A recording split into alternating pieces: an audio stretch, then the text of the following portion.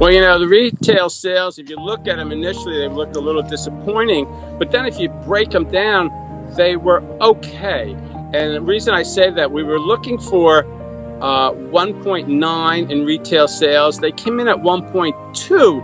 And people said, well, 1.2, that's not a good number. But if you take out auto, you see the real number was 1.9 in retail sales.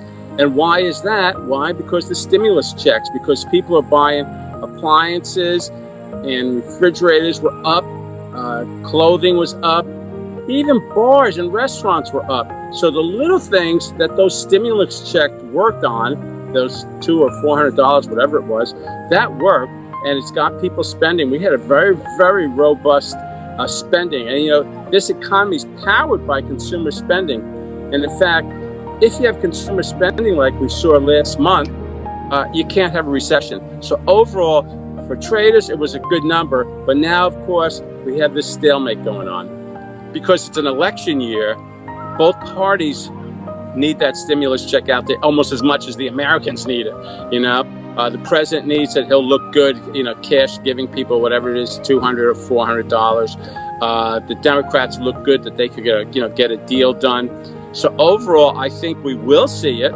I don't think it's going to be the $1 trillion that Nancy Pelosi wants, but I do think you'll see something more like what the president's asking for, $200, which, you say, oh, that's not much, but $200, like we saw in consumer spending, adds up. I mean, we had a very robust consumer spending the last 3 months, mainly on the back of those small checks. And ironically, why are auto sales down? Because auto sales are a big price ticket.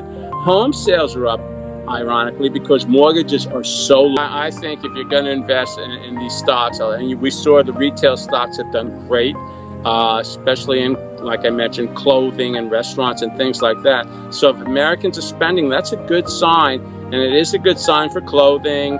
It's a good sign, for small things like refrigerators and appliances and those kind of stocks, and companies like Home Depot and Macy's will probably show good, because remember, come September, you're also gearing up for Christmas. Believe it or not, here I am outside in 80-degree weather, but traders are always looking ahead, and we're looking at, of course, the Christmas sales coming up, and if things stay the way they are, it could be good. That's why I think you'll see a stimulus check in September. I do at some sort. Remember, it's already August, not exactly mid-August, but it's kind of getting late in the month. Next week it will be by mid-August.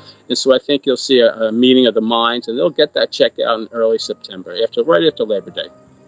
The feeling among traders is that, this Harris, Kamala Harris, wonderful person, by the way, and strong leader, no question about it, but she doesn't bring much to the ticket. And what I mean by that is, yeah, she'll win California and New York and probably Illinois and those states, but Biden would have won those anyway. But I don't think she's going to do much for the swing states. I mean, she wants to get rid of coal altogether. So Pennsylvania's a major coal state. There goes Pennsylvania. She wants to get rid of fracking. That's all that corridor out there in the Northeast, basically. And that's millions of jobs in Ohio, in those areas out there. So she'll lose those areas. And she wants to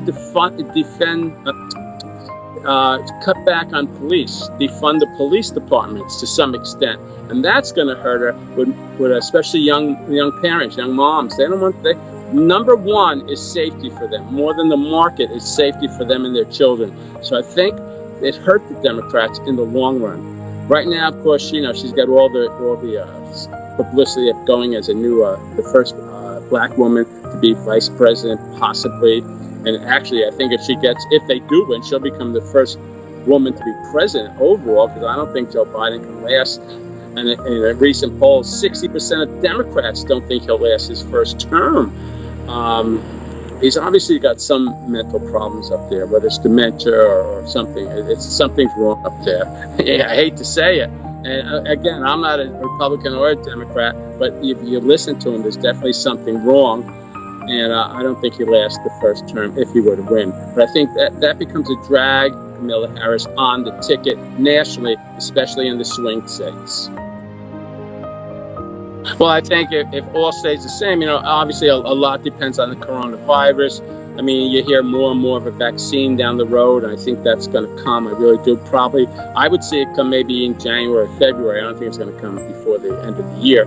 But I would stick with there's the at-home stocks like Apple and Alphabet and things like that. But I think they'll start taking a little hit as America opens up. And I think America will open up. I think no matter what. Even though cases have spiked, I think we're being more smarter here, going out with masks and goggles now, and I even see people wearing face shields. So I think that's going to continue, and people now social distance. So I think as that continues, we'll see more and more things open up. Like I said, restaurants were up 5% in sales last month. That's a good sign that people are out there, at least even eating, not staying at home. They're finally getting out. So hopefully things get back to normal and people will keep spending. Remember, the spending has been robust for the last 3 months, and you can't get into a recession in America with people spending. And so far, retail sales have been very strong.